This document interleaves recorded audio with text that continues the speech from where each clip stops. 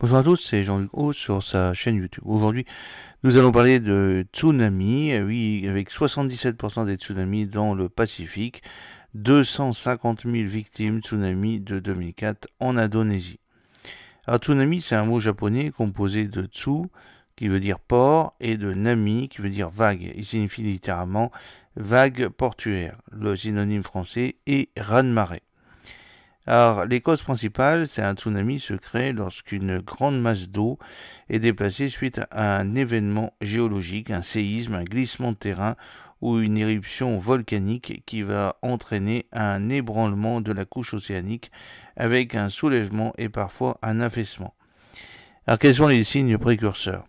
Les signes annonciateurs d'un tsunami sont une baisse importante du niveau de la mer qui se retire et découvre la plage sur une distance inhabituellement longue, un grondement et un tremblement de terre important. Au niveau observation, le tsunami se manifeste par une série de vagues. La plus grosse est rarement la première, mais plutôt une des vagues suivantes qui peut récupérer l'énergie d'une vague déjà brisée qui retourne vers la mer. Ces vagues géantes peuvent atteindre plusieurs dizaines de mètres de haut et sont souvent espacées de 20 à 40 minutes. On observe par ailleurs un retrait de la mer loin de la côte, puis une remontée très rapide qui engendre des courants violents et destructeurs.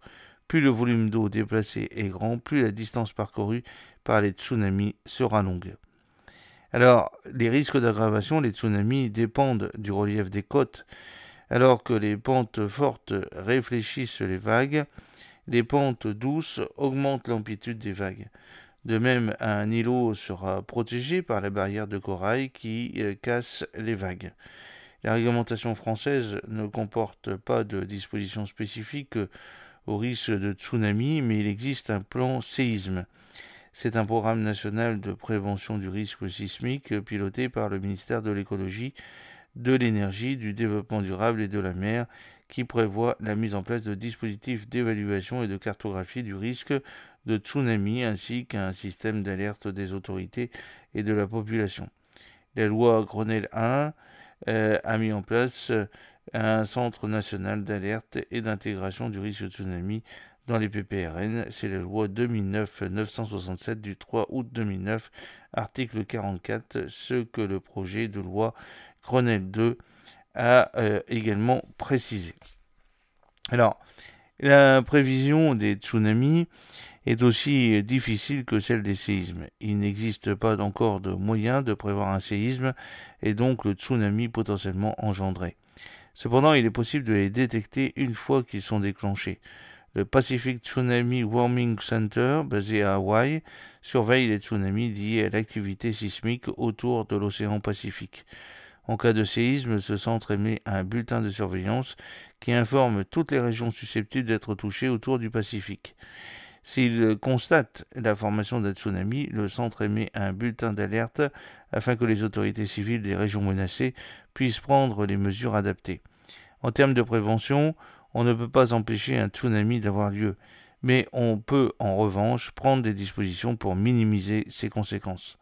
En France, il existe un plan de prévention dit plan séisme depuis 2005 qui met particulièrement l'accent sur l'étude des tsunamis, en particulier pour les côtes méditerranéennes, les Antilles et la Réunion dans l'océan Indien. Le plan séisme se décompose en plusieurs actions. Mieux former, informer et connaître le risque. Le zonage sismique et les règles sont trop souvent méconnues, surtout pour la construction des maisons individuelles. Améliorer la prise en compte du risque sismique dans la construction, adapter la structure des bâtiments à des sollicitations dynamiques. Et puis contribuer à la prévention du risque de tsunami, sensibiliser la population à ce risque qui est parfois sous-estimé, moins depuis 2004 et l'épisode indonésien. Voilà, j'espère que cette petite vidéo vous a plu. N'oubliez pas de cliquer sur le pouce pour la promouvoir, de vous abonner si ce n'est pas encore fait, de partager cette vidéo sur vos réseaux sociaux. A très bientôt, fidèlement, Jean-Luc O.